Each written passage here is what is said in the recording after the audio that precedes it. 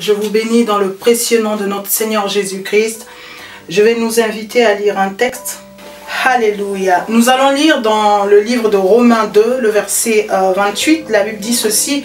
Je lis la version Thompson parce que j'aime bien ce qui est dit dans cette version. La Bible dit, le juif, ce n'est pas celui qui en a les apparences et la circoncision. Ce n'est pas celle qui est apparente dans la chair. Mais le juif, c'est celui qui l'est de l'intérieur. Et la circoncision, c'est celle du cœur, selon l'esprit et non selon la lettre. La louange de ce juif ne vient pas des hommes, mais de Dieu. Alors, nous sommes dans le livre de Romains. Vous savez que quand on parle du livre de Romains, on parle du cathédrale de la foi. Et c'est le livre, l'un des épîtres les plus puissants de la Bible. Pourquoi? Parce que c'est dans cet épître-là qu'on parle de la nouvelle naissance, vraiment du péché, de l'état de l'homme au salut. Et ici, Paul, il est en train de dire quelque chose. Il est en train d'expliquer un fait. Il est en train d'expliquer le juif. Il dit, le juif, ce n'est pas seulement celui qui dit qu'il l'est. C'est-à-dire que ce n'est pas le fait de dire que je suis juif, que tu l'es forcément.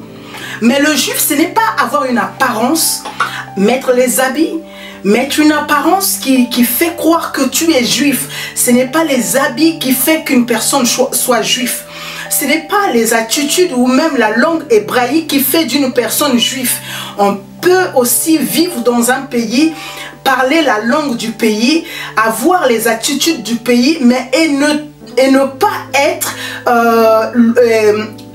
pas être d'origine de ce pays. Prenons l'exemple pour nous qui sommes en France. Il y a beaucoup de Français et pourtant on nous pose la question, toutefois quand on voit nos pièces d'identité, on voit bien que c'est français, mais on prend quand même le soin de nous poser la question d'origine, parce que c'est comme si dans la tête des personnes savaient que même si sur le papier tu es français, mais si tu l'es pas d'apparence, donc on te demandera toujours ton origine. Donc ici Paul est en train de dire quelque chose. Il dit le juif, ce n'est pas celui qui l'est d'apparence, mais de l'intérieur. Par là il voulait dire que le juif, c'est celui qui l'hérite par le sang. Le juif, ce n'est pas une personne qui le dit, qui le proclame. Et ce texte me parle beaucoup. Pourquoi? Parce que vous voyez, une fois Jésus était en train de marcher avec ses disciples, et dans cette marche-là, Jésus va avoir faim. Et de loin, il va avoir un figuier. Et quand il voit l'apparence du figuier, il voit que le figuier avait des feuilles. Les feuilles étaient tellement belles, de sorte qu'on pouvait croire que derrière ces feuilles, il y avait des fruits qui étaient cachés. Parce qu'en fait, le figuier donnait l'apparence de porter les fruits. Donc pour le figuier, en regardant au loin le figuier, il faisait croire à ceux qui le regardaient de près ou de loin comme quoi il était porteur du fruit. Mais le problème c'est quoi? C'est que en soi, le figuier n'avait pas de fruit, mais avait juste l'aspect du fruit, de porteur de fruits. Et quand Jésus arrive, il constate qu'il n'y a pas de fruit. Il dit, la Bible dit, il maudit le figuier. Et donc c'est ça le problème. Pourquoi Jésus maudit le figuier? Simplement parce que pour le Seigneur, tu ne peux pas donner une apparence que tu n'es pas. Tu ne peux pas donner une image d'une personne que tu n'es pas. On ne peut pas se proclamer que je suis tel et je suis tel si au fond on n'est pas cette personne. Le problème c'est lequel? C'est que notre monde actuel est rempli de l'apparence. On a des apparences, et surtout les femmes, nous les femmes, on a tellement des apparences. On veut donner une image, on veut montrer aux gens, c'est-à-dire que le monde tout autour de nous veut nous montrer que ce qu'on a envie de montrer, c'est-à-dire qu'une personne te renvoie que ce qu'il a envie de te donner. Donc quand tu vois une personne, il ne faut pas penser que l'image que la personne renvoie, c'est l'image qu'elle est aussi à l'intérieur. Non, c'est pas cela. Ce qu'il faut comprendre, c'est que souvent les images sont trompeuses. Souvent les apparences sont trompeuses. Pourquoi? Parce que l'homme a su travailler son apparence, à te donner ce que tu as envie de voir, à te donner l'envie, c'est-à-dire à te dire ce que tu as envie d'entendre, et faire une séparation entre l'apparence qu'il te montre et l'apparence qu'il garde à l'intérieur de lui. Jésus, il vient par l'image de ce figuier, nous dire que ne donnez jamais une image d'une personne que vous n'êtes pas. Vous savez, les personnes vraies sont devenues rares. Des personnes qui vous montrent leur état d'âme, leur intérieur sont devenues tellement rares. Pourquoi? Parce que l'homme est rentré dans l'apparence. Le problème des apparences, c'est que l'apparence, ce n'est qu'une image de ce que tu veux transmettre à l'autre et non jamais l'image de ce que tu as à l'intérieur. Paul dit que le juif, ce n'est pas la personne qui se dit juif. Mais le juif, c'est celui qui l'a dans le sang, qui l'a reçu dans ses gènes. Et c'est ça le juif. Alors, qu'est-ce que je vais dire par là? Je vais dire ceci. Chers enfants de Dieu, nous avons appris à montrer aux gens les apparences. Et ces apparences, on a fait croire à une vie puissante, à une vie spirituelle puissante par les apparences. Mais cependant, nous étions, je dis bien nous étions pour ne pas, parce que j'ose croire que la grâce du Seigneur nous ramène dans une nouveauté de vie. Nous étions les hommes qui montraient juste une portion, mais qui n'était pas la vraie vérité. C'est-à-dire que par mon apparence, je te fais croire que je prie, surtout dans les églises.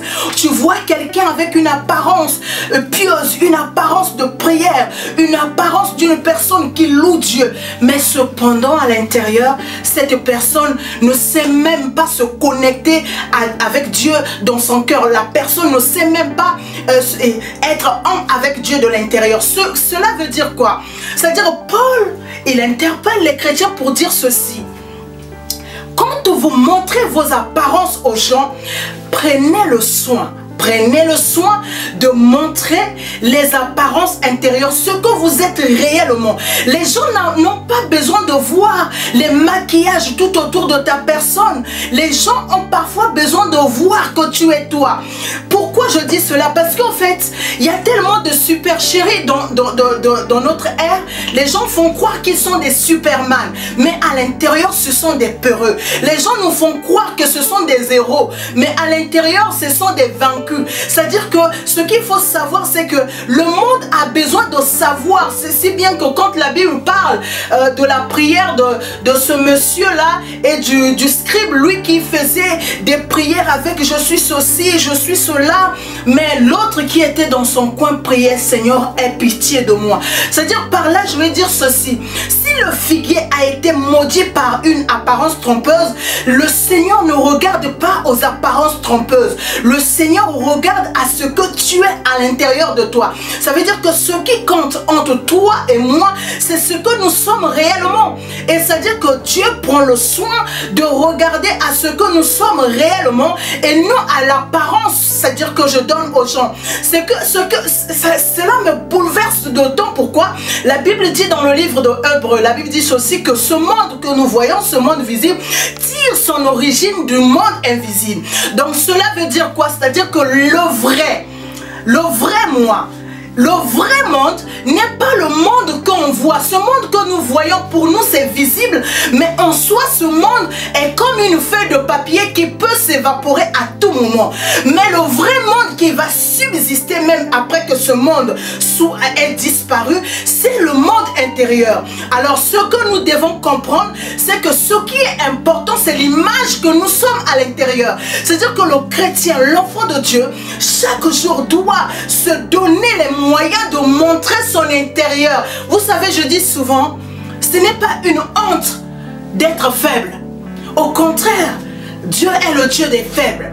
Ce n'est pas une honte de se dire que je suis fatigué. Parce que quand tu montres l'image d'une personne forte à chaque fois, quand on va te voir dans une petite erreur, les gens vont te lapider. Pourquoi? Parce que tu leur as montré que tu n'as pas droit à l'erreur. Vous savez, autant qu'enfant de Dieu, autant que prédicateur, on ne connaît pas tout. Il faut se le dire. La Bible dit, nous connaissons en partie. C'est ce que la Bible dit. Donc le fait que nous connaissons en partie, si on prend la prétention de montrer aux gens que moi j'ai la science infuse et que moi je connais, moi je maîtrise telle chose, mais sans le savoir, il y a des portions que nous ne maîtrisons pas.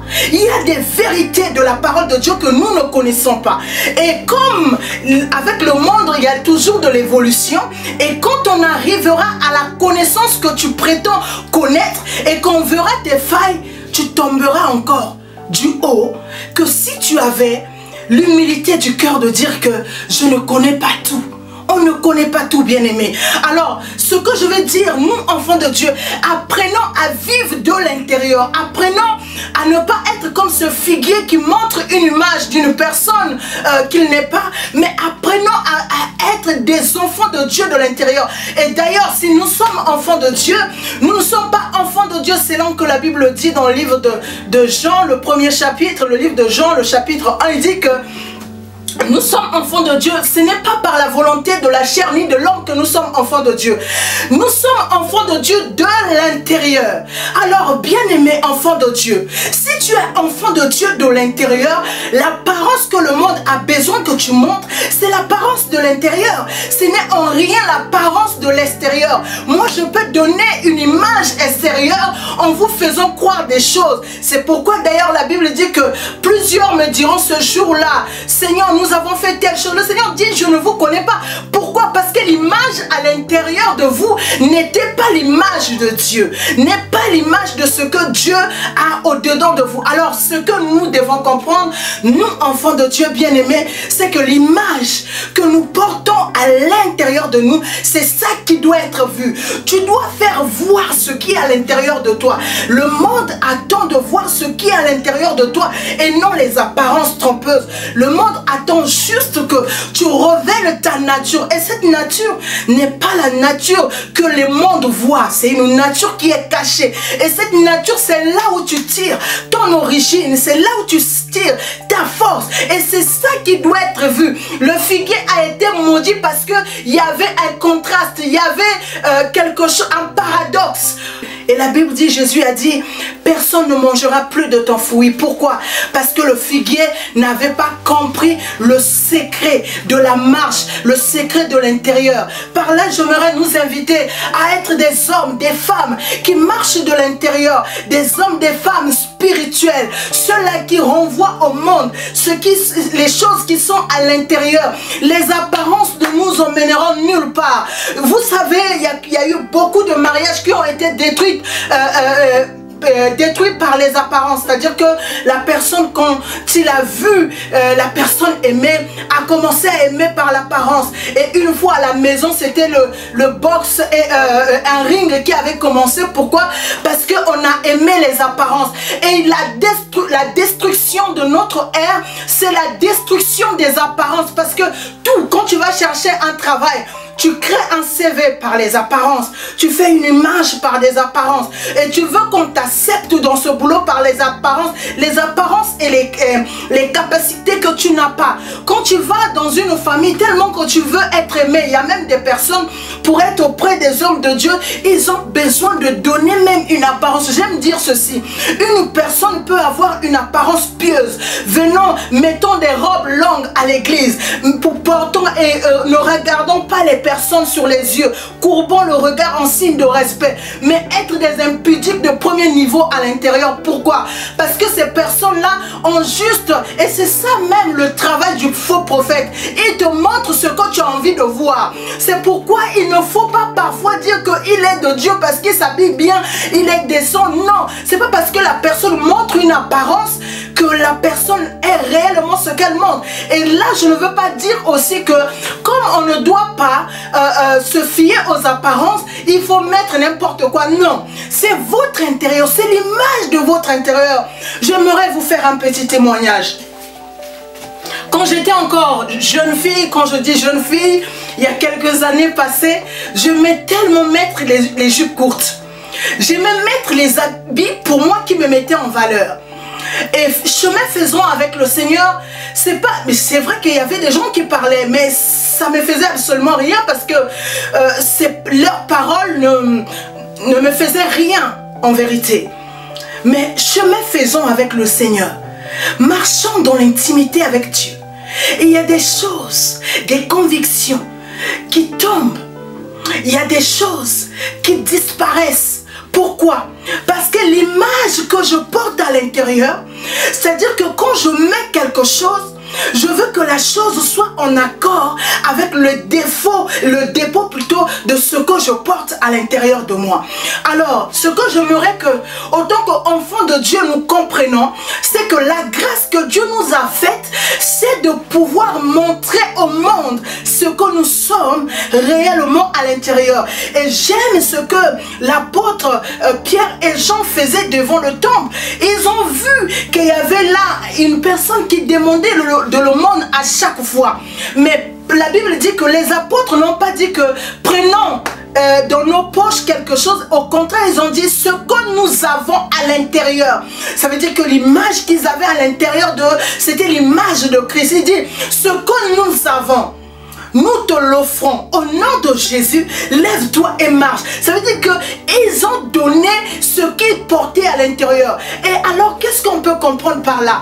L'image de ce Dieu grand que tu portes à l'intérieur de toi est grand, est puissant, est redoutable. Et c'est plus grand que ce que ce monde contient.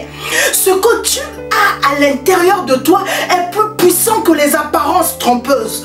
Alors la guérison du monde n'est pas dans ton apparence que tu donnes, mais dans ce que tu as à l'intérieur de toi. La guérison que le monde attend, c'est l'image de ce Dieu grand que tu portes à l'intérieur de toi. Ce que nous attendons, c'est que tu nous livres les trésors de ton intérieur. Ce que le monde attend, c'est que tu déverses ce que tu portes à l'intérieur et non les faits semblants et non les apparences. Bien aimé, on peut tromper tout le monde, mais on ne pourra jamais tromper Dieu. On peut porter les images de ce que nous pouvons montrer aux gens. Ne l'oubliez pas, comme je l'ai dit au tout début, ce que vous donnez, c'est-à-dire ce que vous montrez aux gens, c'est ce que vous avez besoin de dire à ces gens-là ce que vous êtes. Une image que je montre aux gens, c'est ce que j'ai envie au plus profond de moi de faire quoi à ces personnes-là, d'avoir comme opinion de moi. Donc l'apparence que je montre à mon frère, à ma soeur, c'est ça l'opinion que je veux que mon frère ait de moi. Alors s'il faut avoir l'opinion, s'il faut, autant qu'enfant de Dieu, avoir l'opinion qu'on doit donner aux gens, pour ma part, je pense que l'opinion qui est capitale, que nous devons montrer aux gens, c'est l'opinion de notre intérieur. Nous sommes là, dans cette marche avec le Seigneur, j'aime tant le dire. Nous ne sommes pas là pour montrer notre chair. Notre chair, c'est un véhicule. Notre corps, c'est un véhicule que Dieu nous donne pour que notre esprit soit manifeste, pour que notre esprit soit en mouvement sur la terre. Donc notre corps est là comme un véhicule qui nous emmène à agir. Alors le travail que Dieu nous a donné de faire, c'est le travail qui est dans notre intérieur. Alors, à partir de ce moment, moi, enfant de Dieu, qu'est-ce que je comprends? Je comprends que les apparences trompeuses sont en horreur à l'Éternel. Les apparences d'une personne que je ne suis pas ne louent pas Dieu. Il me faut être vrai avec moi-même, avec Dieu, et ensuite être vrai avec mon prochain. Il me faut être vrai dans l'intérieur, dans mon homme intérieur. Il me faut être vrai dans mon homme intérieur et non d'apparence. Alors, l'enfant de Dieu que je suis, je ne fais pas les choses pour montrer aux gens que je suis ceci, je suis cela. Mais je fais les choses pour que la gloire soit pour Dieu et pour que mon prochain bénéficie de la grâce de Dieu, pour que mon prochain puisse jouir des grâces qui sont au-dedans de moi. Alors, quand il faut parler, on ne parle pas pour seulement faire croire. Vous savez, nos faits divers montrent que quand tu vas vers quelqu'un pour recevoir un conseil, que fait la personne? La personne prend le soin de te parler parfois juste pour te faire plaisir. Il y a des personnes comme ça, ils te parlent pour te faire plaisir, pour te dire ce que tu as envie d'entendre. On posait la question à une personne un jour, est-ce que tu es sûr du conseil que tu as donné à X? La personne dit non, je ne suis pas sûre. Mais je lui ai donné juste ce que la personne avait envie d'entendre. Non, bien-aimé. Soit tu le dis, soit tu te tais. Soit tu es vrai avec la personne, soit tu te tais. Ne dis pas à l'autre les choses qu'il a envie d'entendre. Parfois, il faut être vrai. Moi, j'ai compris dans la marche, quand je ne peux pas parler, je me tue. Mais quand je dois parler, je dois être vrai. Soit je suis vrai dans ce que je vais te dire, soit je me tue. Alors, sachez-le, bien-aimé, que la grandeur de l'homme n'est pas dans l'apparence, mais dans ce qui est dans son intérieur. Ta grandeur, autant qu'enfant de Dieu, n'est pas dans l'apparence que tu donnes, que tu es chrétien. Et d'ailleurs, beaucoup se cachent derrière ce nom chrétien pour faire des bêtises. Ils prennent le nom chrétien comme une apparence. Ils se déguisent en prenant ce nom chrétien. Je suis chrétien avec une grosse Bible. Hein? On voit tellement les apparences détruire les ministères, détruire des familles aujourd'hui. On voit les apparences. Beaucoup sont rentrés dans les églises, c'était des loups, mais ils ont pris l'apparence des agneaux. Pourquoi? Pour venir juste détruire l'église. Ce n'est pas tous ceux qui disent que je suis enfant de Dieu qui les sont dans leur intérieur. Et les hommes, on ne regarde plus à l'intérieur, mais regarde juste aux apparences. C'est pourquoi il y a du chaos au milieu de nous. Parce que vous vous arrêtez sur les apparences. Il y a tellement du chaos au milieu de nous. Pourquoi? Parce que vous vous arrêtez seulement sur les choses qui plaisent. Regardez plus loin que ce que la personne vous présente. Regardez au-delà de ce que la personne a à l'intérieur. Regardez plus loin que ce que la personne montre. Vous savez, même si la personne maquille son apparence, mais il y aura toujours un élément. Vous savez, quand un loup, ou encore, qu'est-ce que je veux dire, un animal par exemple qui a une queue, même s'il cache sa queue, il y aura toujours quelque chose qui montrera que par sa démarche qu'il y a une queue derrière. Alors même si une personne maquille sa personne, hein, la Bible dit c'est de l'abondance du cœur que la bouche parle. Ça veut dire que tellement qu'il y a une séparation avec l'intérieur, à un moment donné le naturel revient au galop. Bien-aimés, vous qui avez des décisions à prendre, vous qui marchez avec les gens, prenez le soin d'examiner si les personnes avec lesquelles vous marchez ont une apparence trompeuse ou pas. Le Seigneur ne nous a pas appelés à une vie d'apparence, mais à une vie de l'intérieur. Le Saint-Esprit est à l'intérieur de nous pour que nous montrons au monde le monde qui est à l'intérieur de nous. J'aime dire ceci, tout ce qui est de l'homme extérieur a déjà été vu. A déjà été vu des milliers de fois. Mais j'ose croire du plus profond de mon être qu'il y a des richesses dans notre homme intérieur que nous n'avons pas encore explorées. Il y a tant de choses, des capacités à enfouir à l'intérieur de nous que nous ne prenons pas le soin de regarder. Regardons réellement. Ne soyons pas des fuguiers d'apparence. Ne soyons pas des juifs. Ne soyons pas des chrétiens d'apparence. Ne soyons pas circoncis d'extérieur. Mais la circoncision, c'est du cœur. C'est du cœur. Pour que le monde soit sauvé, on n'a pas besoin de te voir toi, mais on a besoin de voir ce dans ton cœur. Les propos les plus vrais de ta vie sont les propos que tu dis et qui sont à l'intérieur de toi et non les propos qui sont à l'extérieur. Vous savez ce que le monde ne sait pas, c'est que le gouvernement nous dit ce que nous avons envie d'entendre. Les médias nous racontent que ce que nous avons envie d'entendre. Le monde tout autour de nous nous dit, c'est-à-dire que ce qu'il faut comprendre, c'est que quand il y a une information secrète, le gouvernement ne le dira jamais au peuple. C'est d'abord entre eux. Et ils vont prendre le temps d'abord, c'est-à-dire quand nous on ne comprend pas, c'est qu'il y a des cellules d'intimité. Il y a de ces nouvelles qui doivent rester secrètes.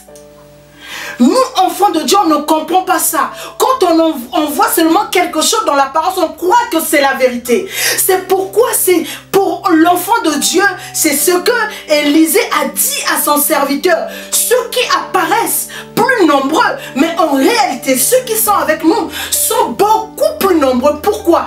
Parce que ce que tu vois dans tes yeux n'est pas forcément la vérité. Ce que tu vois de tes yeux n'est pas forcément la vérité. On peut maquiller une vérité, on peut camoufler une vérité, mais ce qui est de l'intérieur, on ne peut le camoufler. L'intérieur reste vrai, l'intérieur reste juste. Frères, sœurs dans le Seigneur, nous n'oubliez jamais qu'on peut camoufler ce que tu vois, on peut maquiller ce que tu vois. Mais il y a une chose qu'on ne peut jamais maquiller, c'est l'image de ce que la personne est à l'intérieur. Vous avez déjà entendu comme quoi les démons habitent dans les corps? Est-ce que quand tu vois une personne qui marche dans la rue, est-ce que tu peux savoir qu'il y a des démons au-dedans de lui? Non, tu ne peux pas le savoir. Il faut rentrer dans l'intérieur pour voir ce qu'il y a à l'intérieur. Alors prenons le soin, enfants de Dieu, d'être des personnes qui ne s'arrêtent pas dans les apparences. Tu veux te marier, n'attends pas à l'apparence, parce que tu peux voir à l'apparence qu'il est beau. Dans ce qui est caché, c'est un serpent. Est-ce que dans la vraie vie, si on te dit de te marier avec un serpent, est-ce que tu accepteras? Tu diras non, forcément. Mais ce que nous ignorons, c'est que nous prenons le soin de nous marier avec des serpents, mais sans pourtant avoir l'intelligence renouvelée de regarder au-delà de l'aspect. Prenez le soin, enfant de Dieu, de regarder au-delà de l'aspect. La personne qui te dit des choses, qu'est-ce qui le motive à dire ça dans son intérieur? Être meilleur ami, être les amis intimes, n'est pas forcément de lui balancer tout ce qu'on entend. Il faut une sagesse dans toutes choses. Et la sagesse aussi, c'est observer, voir au-delà de l'apparence. Apprenons à regarder au-delà de l'apparence, avoir une intelligence renouvelée, comme le dit le livre de Romains, à être des hommes et des femmes qui regardent au-delà des apparences, qui regardent au-delà des circonstances, au-delà de ce que le monde nous présente. Chers bien-aimés, observez la vie avec les yeux de l'intérieur. Éphésiens le dit au chapitre 1er, le verset 18, si je ne me trompe pas, et qu'il illumine les yeux de votre cœur pour que vous sachiez quelle est l'espérance qui s'attache à son appel. Il vous faut regarder les choses de l'intérieur et non dans les apparences. Il vous faut être guidé par ce qui est à l'intérieur et non par les apparences. Je vais demander à une personne qui a été touchée par ce message de prier quelques minutes avec moi. Tu vas dire, Seigneur, aide-moi à ne jamais regarder les choses telles qu'elles se présentent devant moi. Apprends-moi à regarder avec tes yeux, à regarder, Seigneur, ce qui est à l'intérieur, à regarder ce qui est caché, à regarder, Seigneur, au-delà, Seigneur, de mes yeux. Apprends-moi, Seigneur, à être une personne qui regarde avec sagesse, qui ne suit pas, Seigneur, les mouvements, qui ne suit pas, Seigneur, les directions du vent, qui ne suit pas, ô Dieu de gloire, les tendances du moment, les modes du moment. Seigneur, mon Dieu, aide-moi. Bien-aimé, avant de finir, j'aimerais te dire ça, ceci. Les apparences te pousseront à suivre tout et n'importe quoi. Les apparences te pousseront à dire que c'est Dieu tandis que ce n'est pas Dieu. Alors, prends le soin de regarder avec une intelligence renouvelée par le Saint-Esprit. Soyez bénis dans le nom de Jésus.